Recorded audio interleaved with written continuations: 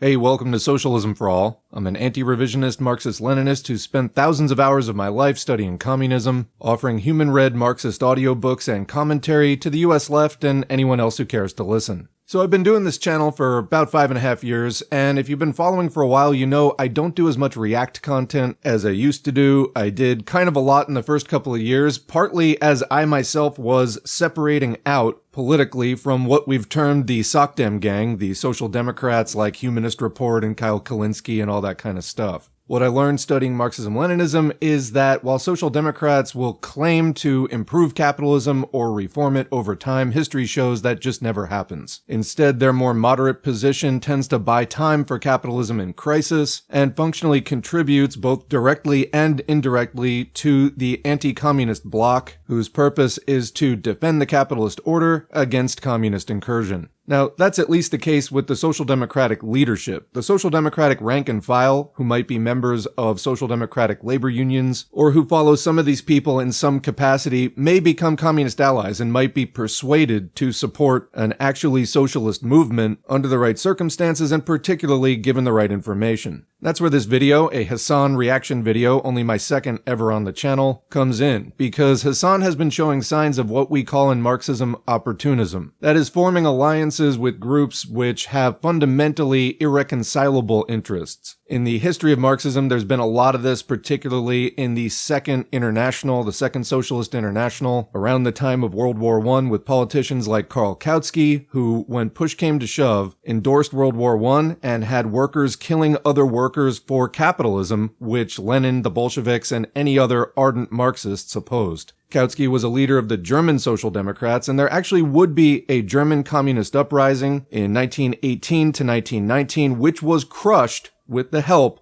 of the Kautskyite Social Democrats. In other words, we would very realistically most likely be living under socialism today, having avoided all of the horrors of World War II, the Cold War, everything that followed, had this vein of opportunism been crushed and had not assumed control of the majority of the socialist movement around that time. In other words, opportunism has serious consequences. That just being one example, and I'll link to some relevant videos in the video description if you want to follow up on that. But yeah, we don't do the Democratic Party. The Marxist position in general, and we've been talking about this since the beginning of the channel. In fact, we did a video very similar to this on Vaush 5 years ago in the fall of 2020 when Vaush was trying to cherry pick Marx, Lenin, Engels, and I think Mao quotes in support of voting for Joe Biden. No, that's not how we do things, and in fact, we've been covering this over and over again. You have to look at capitalism as a system, not just as a contest within the capitalist political system for the dominance of this or that particular pro-capitalist political faction. All of these, at the end of the day, uphold the capitalist system and do not want to see it dismantled, which is what a socialist wants. We also know that there is only one way to dismantle the capitalist system, that is through socialist revolution. Nothing else has ever worked, nor will it ever work. And even a socialist revolution is no guarantee you're going to make it to communism. There have been multiple socialist revolutions which, for various reasons, still lost the overall class struggle and reverted back to capitalism in one way or another. But all of them have gotten much further in building socialism than have social democrats, who again, mostly have just served the purpose of keeping capitalism alive. Now, as I go through this video and critique Hasan, this is like a 35-minute video, I'm probably not going to get through the whole thing. I will try to explain to you, the Hasan listener who is not a communist, who has not spent thousands of hours of your life studying communism and its criticisms of the shortcomings of social democracy. I'll try to explain all of that to you in detail, and like I said, in the video description, I'll link you to some readings that you can do to deepen your understanding on this topic. Also, while this video will be critical of Hasan, and I know a lot of people get really attached to their favorite streamer, I want to ask you to put that on hold till the end of the video and really think about it, because I recognize that in the Hasan audience, there's a lot of people who have very good politics. In fact, your politics and mine are probably in the same ballpark. And Hasan has done some good advocacy on topics that you and I both care about as being really important. However, Marxism is scientific socialism, and when people get things wrong, there needs to be criticism and self-criticism. So I know a lot of people out there are not even committed Marxists who may be listening to this, but I hope that this video can get you more interested in becoming one and get you excited about moving beyond social democratic, mere reformist politics and instead looking at capitalism as a system, as a whole, and as a temporary phase in human historical development. But one thing in the struggle to bring that process to its conclusion that we really cannot tolerate is people trying to mislead the masses by distorting the statements of respected Marxist leaders who have made significant contributions to working class politics. I have been doing these readings for years. I know the context that statements were made in, and I'm going to help you understand how Hasan is taking things out of context to support Democratic Party politicians, which is just a dead end for the U.S. working class. The clip in question that we're going to be reacting to was posted by one of the independent Hasan archives on YouTube, and the title is Left-Wing Communism, an Infantile Disorder, which is also the title of a famous book written by Lenin after the Russian Revolution and aimed at and written for the European socialist movement, which again had just failed to turn World War I from the inter-imperialist war that it was to maintain capitalism into a revolutionary civil war against capitalism, which prior to the war, a number of these parties had in fact recognized the need to do, but then they just didn't do it. And it also addressed a number of other problems, let's say, that European socialists were having in terms of interpreting the meaning of the Russian Revolution and the course of action that these new events were going to require. Here's the clip. Than whatever pamphlet reading left group that you have with your dumbass friends. That's just the reality. So you have to work within the existing reality instead of sitting around and fantasizing about a spontaneous revolution. I'm sensing there's going to be a lot of gaslighting, a lot of insults in this video. Shut up! You are unserious. If you're letting this guy talk to you like that, let alone paying for the privilege, you've given up. You might as well just give money to Hakeem Jeffries. Oh, I have the utmost best possible alternative. It's called moral infallibility. These are standard ResistBot, Blue Wave account, Blue MAGA zombie cult talking points. That's what happens when you get too close to the Democratic Party. All they have is people yelling at you, talking down to you, insulting your intelligence, insulting your perception of reality for taking a stance against capitalism as a whole and refusing to get sucked into it. The implication here, as he already overtly made in this clip, is that there's nothing beyond capitalist politics. History shows that's not true. And it's true that not every moment in history is a revolutionary moment, but we start preparing for the revolutionary moment in the time before it happens. That means agitating, educating, and organizing, working on what we call the subjective factor, building class consciousness and militancy. What this guy is saying is ultimately aimed at prolonging the system. That is the opposite of what we want. If you don't see that yet, stay with it. Not everybody does see it at first, especially when you've spent your whole life inundated by capitalist propaganda.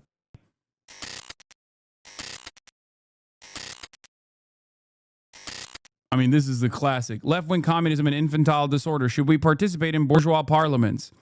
It is with the utmost contempt and the utmost levity that the German left communists reply to this question in the negative. Their arguments, in the passage quoted above, we read, all reversion to parliamentary forms of struggle, which have become historically and politically obsolete, must be empathetically rejected. Emphatically. It means with emphasis. This is said with ridiculous pretentiousness and is patently wrong. Reversion to parliamentarism, forsooth. Perhaps there is already a Soviet Republic in Germany. It does not look like it. How, then, can one speak of reversion? It is not an empty phrase. Parliamentarism has become historically obsolete. That is true in the propaganda sense. However, everybody knows that this is still a far cry from overcoming it in practice. Capitalism could have been declared, and with full justice, to be historically obsolete many decades ago. But that does not all remove the need for a very long and very persistent struggle on the basis of capitalism. Parliamentarism is historically obsolete from the standpoint of world history, i.e. the era of bourgeois parliamentarism is over and the era of proletarian dictatorship has begun. That is incontestable, but world history is counted in decades. 10 or 20 years earlier or later, 10 or 20 years earlier or later makes no difference when measured with the yardstick of world history. From the standpoint of world history, it is a trifle that cannot be considered even approximately. But for that very reason, it is a glaring theoretical error to apply the yardstick of world history to practical politics. Okay, so far he is just reading from Left-Wing Communism. We have it on the channel, I'll link to it in the video description. What Lenin is saying in that passage is he's criticizing those particular communists who are saying that struggling within bourgeois parliaments is of no use whatsoever and shouldn't ever be done. The Marxist position, on the other hand, is that communists should run in bourgeois parliaments with particular caveats, like you don't want to be part of a war government. Like there may be certain conditions where you wouldn't want to do that. But in general, you do want communist parties to run in bourgeois elections, to agitate, to take a head count, basically to advertise the party and see how many people it's attracting. We've done a lot of videos on this in the last year on electoralism, etc. And it's even arguable that in the United States today, there might be some valid reasons not to run. For example, it might just give people the wrong idea that we're going to, take over the capitalist government and do socialism that way. Also that the elections, a lot of people don't even vote. So is it even an accurate head count? And there may be more relatable ways to get into people's lives. So it might not even be effective advertising anymore. But what Lenin was saying is in fact the default Marxist position on elections from Marx and Engels up to this day, and if there are deviations from that, they are the exception. But you're not necessarily even running to win, and if you do win, you gotta be really careful about the actions that you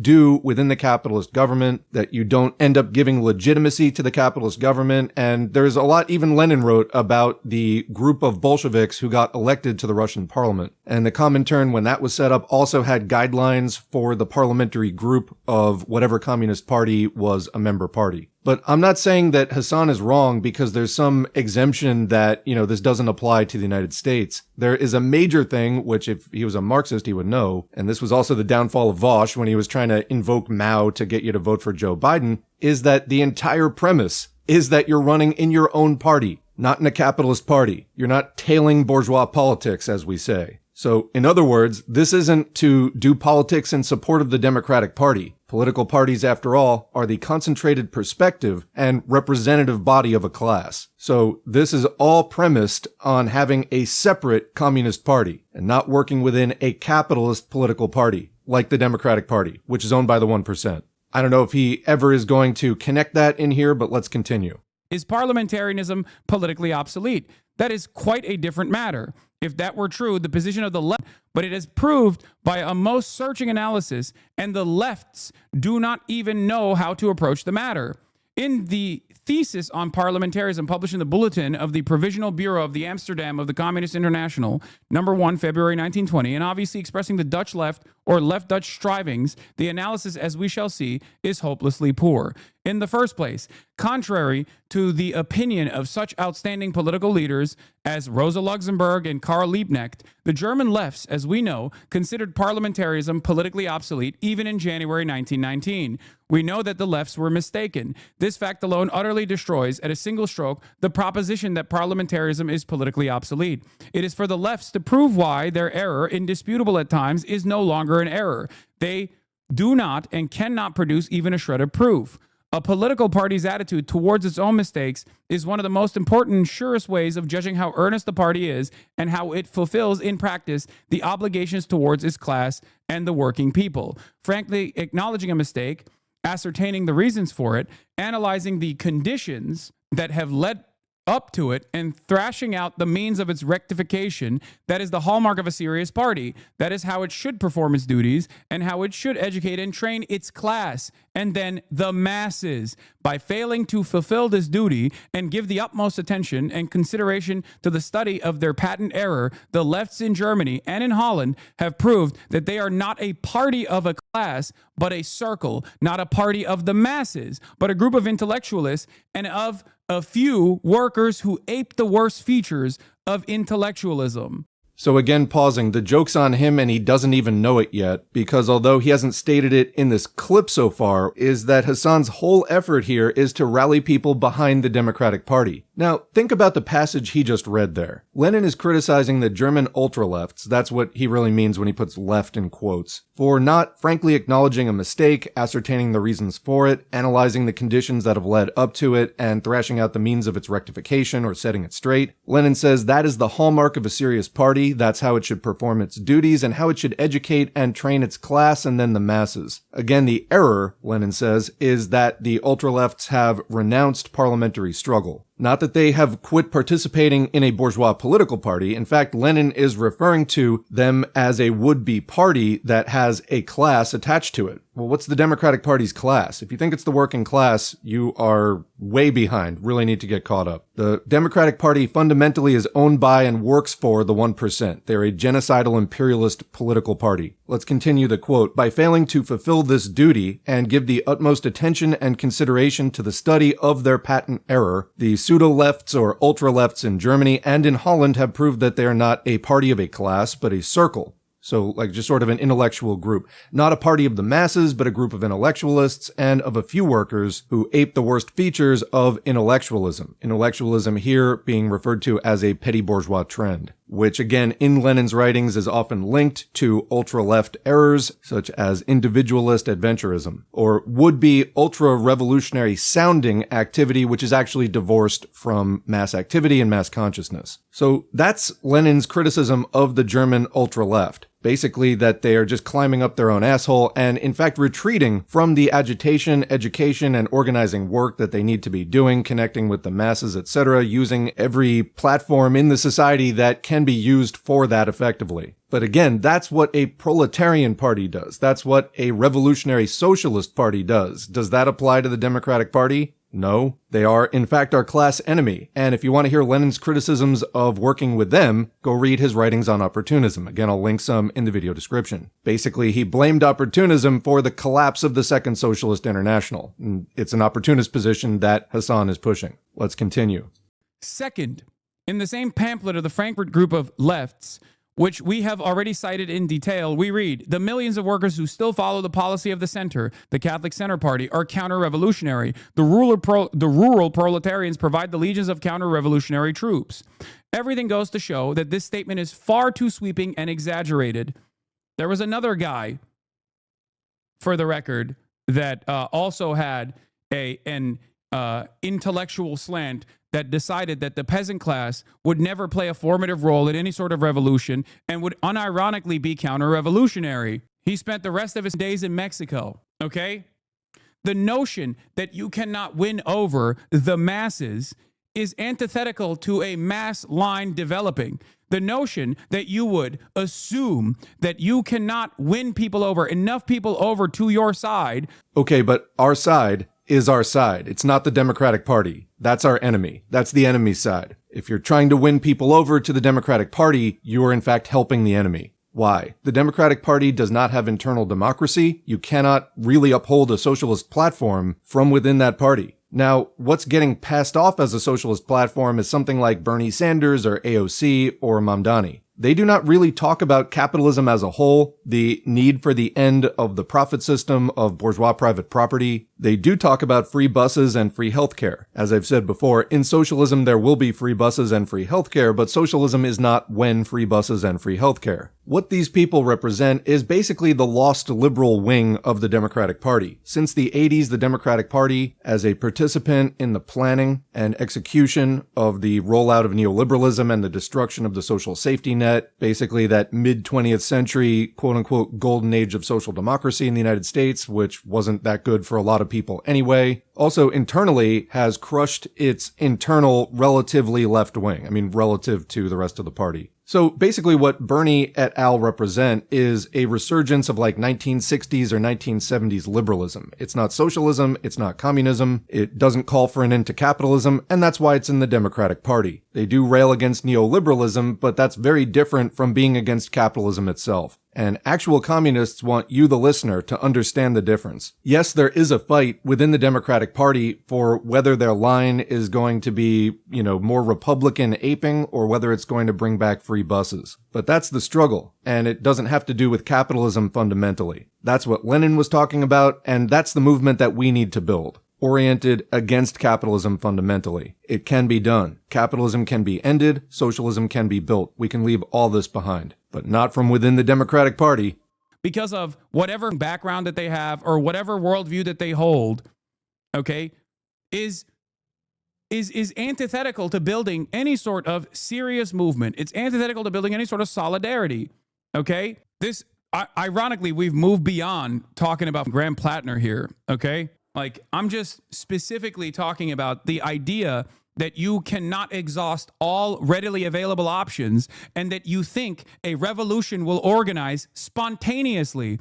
So literally no one I know who has any real voice is saying that. You do get some random confused Twitter accounts that think, hashtag general strike is how you build a general strike. It isn't. You need massive organizing, you need labor unions of a kind that we don't have currently, and you need a party of the proletariat organized correctly around communist principles. So this whole argument he's making about, can you actually reach people who are outside of the current discussion, that has nothing to do with it. Again, he's trying to pull them to the Democratic Party. That's the issue. He just mentioned Graham Platner. Graham Platner is a Maine politician running in the Democratic Party. He's basically a prospective member of the squad. And people like Bernie Sanders have come to Platner's aid in recent weeks as it was revealed that he had a Nazi tattoo, specifically a stylized skull and crossbones tattoo known as a Totenkopf, German for death's head. Yes, it is a Nazi tattoo. He got it somewhere in his many years of military service, most recently working as a mercenary for Blackwater, now known as Constellus, and he claims not to have mentioned it because he didn't know what it meant. But anyway, the point is, we're not talking about rallying people to the left in general and,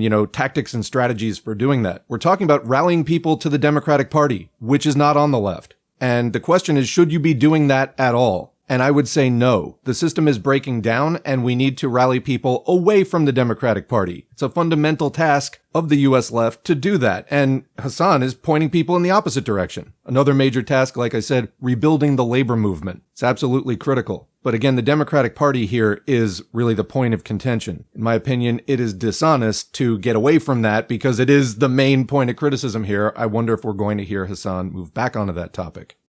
It is the most idiotic, childlike, infantile, disordered way of thinking of all time. Okay, again, Hasan does not understand the criticism that Lenin is making in that piece, and so he is invoking that term of ultra-leftism improperly. He is not understanding it, he is misapplying it. And again, it's all to support his opportunism. Another major error. And this is why at this channel, we put the audiobooks in your hands. We help you read them. And if you go to the home tab at the YouTube and just scroll down a little bit, you'll see a list of recommended reading lists from different parties and other groups that have tried to give you a guide to understanding Marxism-Leninism. Because the more you read and understand it yourself, the less susceptible you're going to be to deceptions. And I don't know if Hasan is doing this on purpose or if he really thinks that he understands it and is just misapplying it, and he will apologize and correct himself. But what I can tell you now is anybody who has studied Marxism-Leninism knows that what he is saying is incorrect. He is misapplying this, and Lenin would be criticizing his opportunism heavily. And it's not a new style of thinking at all. It is one that left comms have presented against a successful revolutionary such as Vladimir Lenin. So are we comparing Graham Platner to Lenin now? What's happening here? You have to exhaust all options, especially while specifically analyzing the material conditions that currently exist. All right, so this one I love. This is something AOC did a lot too, sprinkling in the term material conditions, as though that's going to justify wanton opportunism. Be on the lookout for that. This won't be the last time you see it. In your day and age, and looking at how much class consciousness already exists. The exhausted masses are dispossessed. They are oblivious to their class position in the heart of empire. Okay? This is where America was always a capitalist nation. It was a proto-capitalist nation before people were like, we're capitalists. Okay? With its endless territorial domination, its indigenous genocide. Can we just talk for a minute about bleeping out words like genocide? That is one of the most dystopian things I can imagine. Don't do that. There's a reason why America was so perfectly positioned to be the heart of capitalism around the globe, okay? And they seized on that opportunity post-World War II. You look at a situation like this, a country like this, and you go, why is there so much towards the left position? And then you fantasize about a revolution spontaneously happening.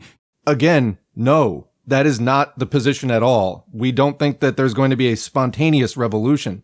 It's that people need to organize for it, and they can't organize for it in the Democratic Party. In fact, the Democratic Party will be part of the forces trying to prevent it. Do you get that? It's actually going to be a ton of work, and part of that work is struggling against the false consciousness that the Democratic Party will be promoting at every turn. They'll keep saying, no, we can save the system, and people will be tempted by that. It's much more tempting to think, well, we don't have to go through a really difficult and deadly change in society that's going to shake everything and is going to lead to a lot of short-term severe hardship. But that's the siren song. That's just the system trying to prolong its life and just trying to get another cycle of fascism. Just, one more cycle, bro. Trust me. You can get people to the point where they're willing to just bite the bullet and go through whatever really difficult scenario comes up in order to end capitalism. But if you think the Democratic Party is somehow going to be on that side, you are just blatantly wrong. What we do need to be doing is building up independent proletarian political consciousness and an independent proletarian political party guided by Marxism-Leninism, which is Marxism updated to the era of imperialism and proletarian revolutions. There's actually a ton of this video left. I don't know if this gets any better or why you would want to hear 35 minutes of it, but let's go on. You're stupid. Okay? That's not what it takes. And it's never going to happen like that. The only thing that could spontaneously erupt is most likely a fascist counter-revolution, which is what we're in the fucking midst of anyway. Yeah, and how's the Democratic Party doing on fighting that? What's that? They are owned and controlled by people with the fundamentally same class interests as those who run the Republican Party, which in fact is launching not a spontaneous fascist takeover at all, but a meticulously planned one that has been progressively implemented with Democratic Party participation over decades. So again, just yelling at the audience that they're stupid when you are promoting this kind of opportunism, stop it. Get some help. Wake them up. Everything goes to show that this statement is far too sweeping and exaggerated, but the basic fact set forth here is incontrovertible, and its acknowledgement by the left is particularly clear evidence of their mistake. How can one say parliamentarianism is politically obsolete when millions and legions of proletarians are not only still in favor of parliamentarism in general, but downright counter-revolutionary? It is obvious that parliamentarism in Germany is not yet politically obsolete. This is what I tried to stress yesterday when talking about liberals. Whether you like it or not, liberals in the United States of America are a more formative political bloc than whatever pamphlet-reading left group that you have with your dumbass friends. Yeah, so I'm starting to feel like this guy might not be the biggest ally.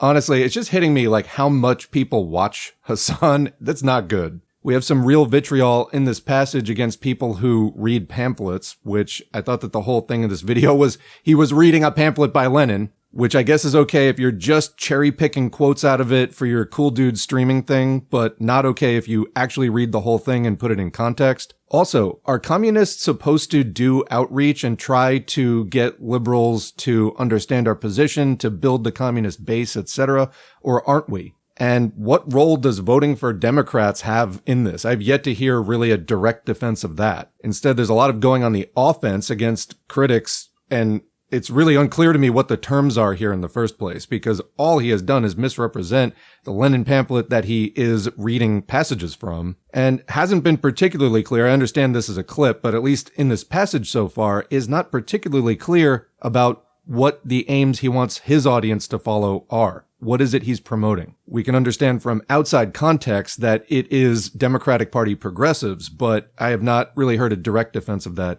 in this clip. Instead, he's calling critics stupid or whatever. But yeah, I don't think it's going to work out. Let's continue.